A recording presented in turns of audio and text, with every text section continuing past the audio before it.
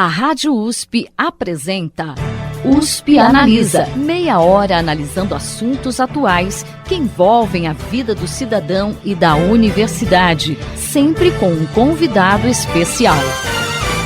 USP Analisa.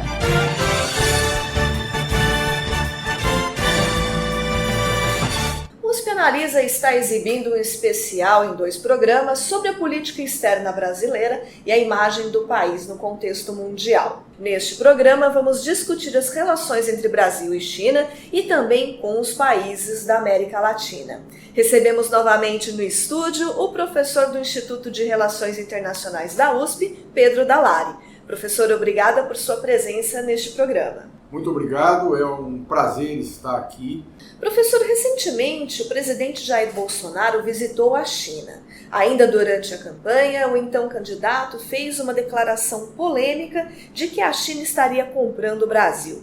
Que efeitos você acredita que essa visita vai produzir e como isso deve impactar na relação do Brasil com os Estados Unidos por conta aí da guerra comercial entre americanos e chineses?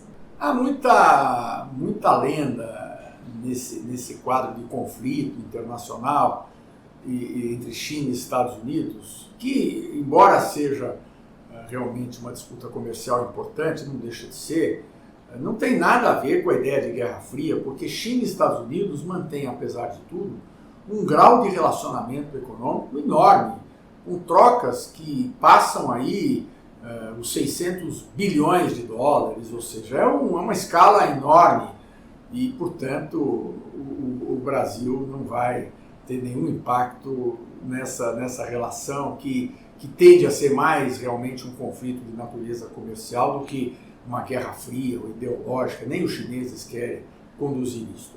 E isso ficou claro nessa visita do presidente, né? Lá atrás, o presidente, fiel à sua nova orientação, defendia quase que um congelamento das relações com a China. Eu me recordo que, não me lembro se ainda antes do governo, logo depois do início do governo, uma delegação de deputados do partido do presidente da República, o PSL, foi à China e foi achincalhada pelos adeptos do presidente Bolsonaro, que seriam traidores, e agora o próprio presidente foi à China. E pior, não só o presidente foi à China, como pediu ao presidente chinês que o presidente chinês orientasse empresas petrolíferas chinesas a participarem do leilão das reservas do pré-sal que ocorreu há alguns dias, né? E ao fim e ao cabo, o que aconteceu?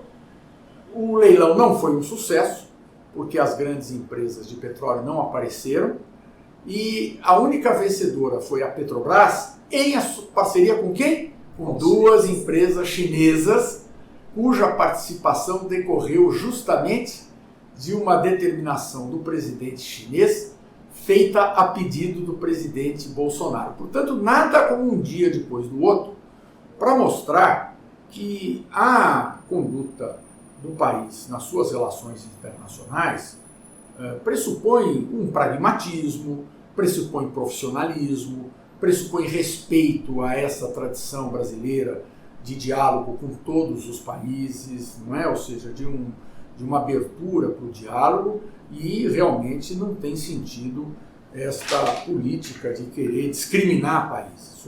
O erro da vez com a China, então, aparentemente se resolveu, não é? Porque agora o governo Bolsonaro já decidiu que vai estar às boas com a China. O erro da vez é com a Argentina. É uma grosseria isto que o presidente da República está fazendo, de não comparecer à posse do novo presidente da Argentina, eleito recentemente. A Argentina é um país vizinho do Brasil, muito importante para as relações brasileiras. Todos os presidentes brasileiros recentes foram à posse do presidente da Argentina. Os presidentes argentinos vieram à posse dos presidentes brasileiros, e é uma grosseria que o Brasil não se faça representar nessa posse, nem só pelo presidente, mas também não será pelo vice-presidente e apenas por um ministro de Estado. De novo, é uma quizília, uma birra, uma mesquinharia que não traz nenhum aspecto positivo ao Brasil e nega justamente uma tradição muito boa de relação difusa e aberta do Brasil com todos os países, especialmente com seus vizinhos. Aproveitando essa observação sobre o presidente da Argentina, o senhor acha que essa reação, né, do presidente Bolsonaro ao resultado aí das eleições argentinas pode significar um estremecimento de relações dentro do Mercosul? Que impacto o senhor acha que isso pode trazer no longo prazo?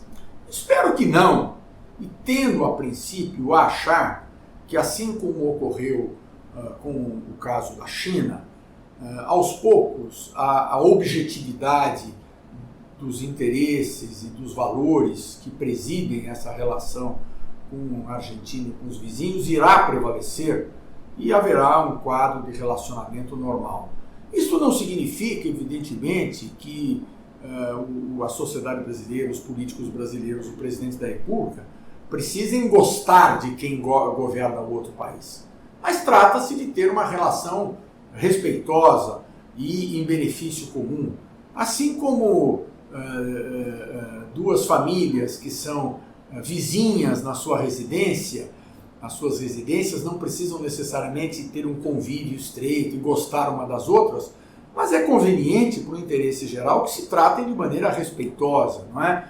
Eu espero que prevaleça essa orientação tradicional e assim como ocorreu com a China, que a orientação do governo Bolsonaro mude para se adaptar ao que é o padrão da ação internacional do Brasil. Aproveitando a questão da Argentina, né, falando um pouquinho aí de América Latina, a gente sabe que o Brasil, há alguns anos, ele tinha uma posição de liderança, né, dentro da América Latina. Como que você avalia a posição do Brasil hoje na América Latina? A gente continua tendo essa posição de liderança, né, ou não? E o que a gente pode esperar para os próximos anos?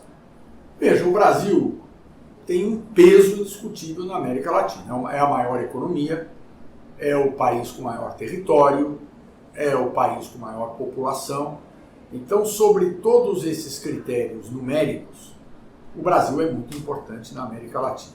E em vários momentos da história, o Brasil, além da liderança que decorre do seu peso, exerceu liderança pela capacidade de aglutinar, pela capacidade de articular, pela capacidade de representar, né?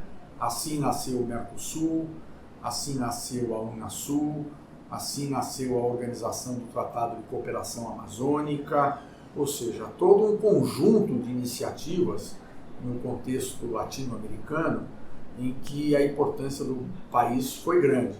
Agora, isso não está dado. Se o país não cultivar essa relação, não contemplar com respeito os interesses dos vizinhos, isso não ocorrerá.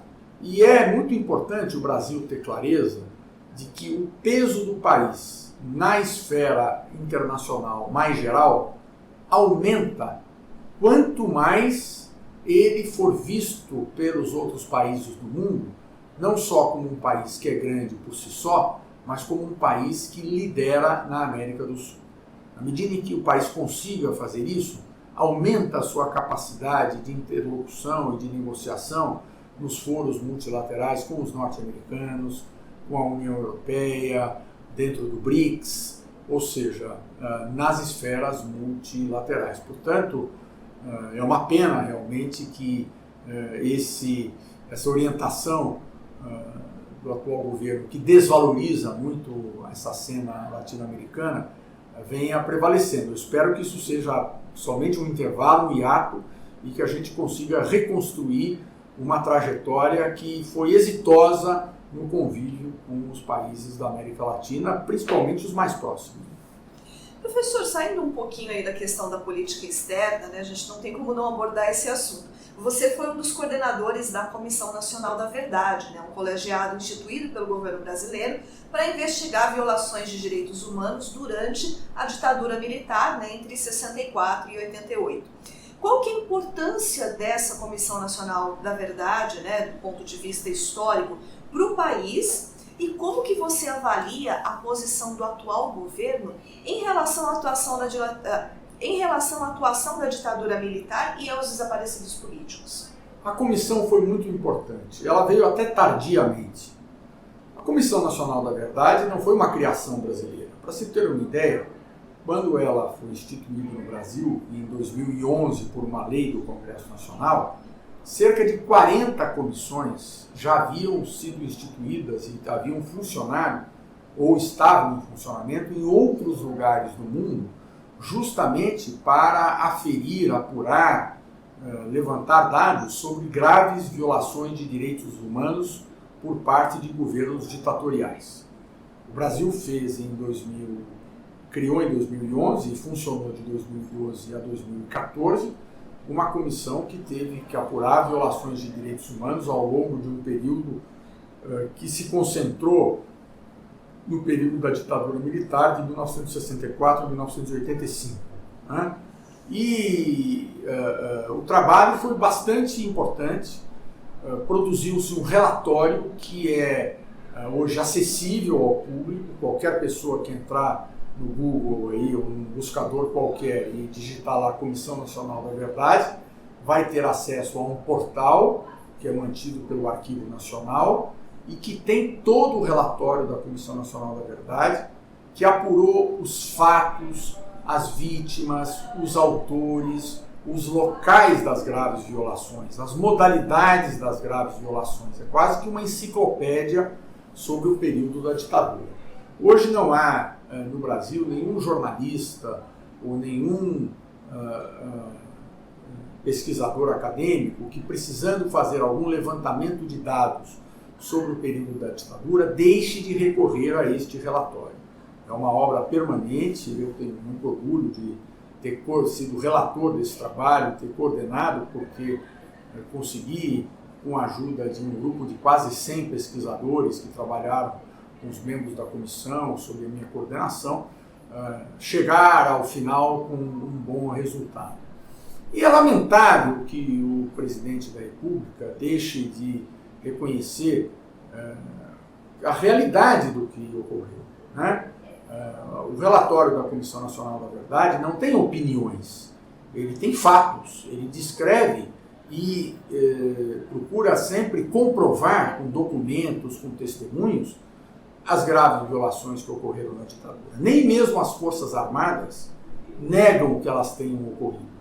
Até hoje não se desculparam, não explicaram, não forneceram todos os documentos que têm, mas já deixaram de negar, porque contra fatos não há argumentos, e contra fatos documentados, menos ainda. Dou um exemplo disso. Recentemente, o presidente Bolsonaro cometeu até uma grosseria contra o presidente da Ordem dos Advogados do Brasil, Felipe Santa Cruz, dizendo que sabia como o pai do presidente da Ordem dos Advogados, Fernando Santa Cruz, havia sido morto na época da ditadura militar, e que ele havia sido morto não pelas Forças Armadas, mas havia sido morto pelos próprios companheiros do seu grupo político. Né? Ora, a Comissão Nacional da Verdade havia estudado esse caso e havia comprovado que Fernando Santa Cruz, o pai do presidente da Ordem dos Advogados do Brasil, havia sido morto e seu corpo desaparecido quando estava preso pelas Forças Armadas. E como é que nós sabíamos disso? Por conta de dois documentos, um da Marinha e outro da Aeronáutica, que descreviam, apontavam que Fernando Santa Cruz havia sido preso no DOI-CODE do Rio de Janeiro. Né? Portanto, a Comissão Nacional da Verdade não se baseou na opinião de ninguém, se baseou em dois documentos das próprias Forças Armadas. E aí o presidente Bolsonaro foi obrigado a ter que voltar atrás, porque ficou ridículo, ele fazer uma alegação que imediatamente foi desmentida com base em documentos que a Comissão Nacional da Verdade havia localizado na própria documentação das Forças Armadas que a comissão conseguiu obter. Então,